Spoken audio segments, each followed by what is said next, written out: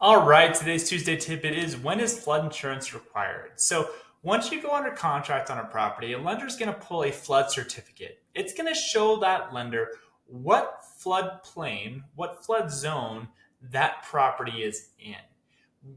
Fannie Mae, Freddie Mac, and because of that, basically the financial institutions are going to follow suit, are going to require flood insurance anytime the flood zone begins with the letter A, Apple, or V as in Victor.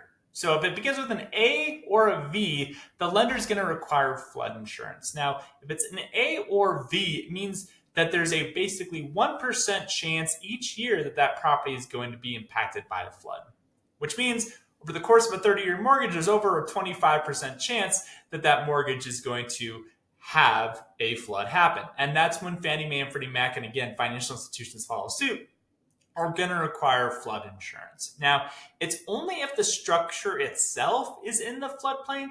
Believe it or not, we see it all the time where the lot to the property is in the floodplain, but the structure is not. And sometimes we'll get a false flag. The system will say, hey, your property is in a high risk floodplain, when it turns out it's not. They're pretty good nowadays in double checking if it's close to make sure. But if any part of the structure is in that floodplain, flood insurance is going to be required to be had on that loan.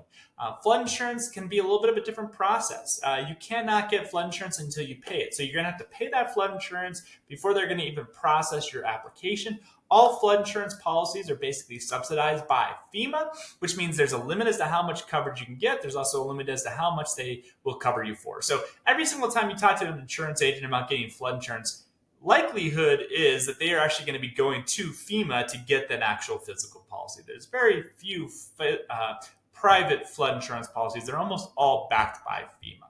So that's when flood insurance is required. That's kind of what to keep an eye out for as well. Thanks so much. Bye.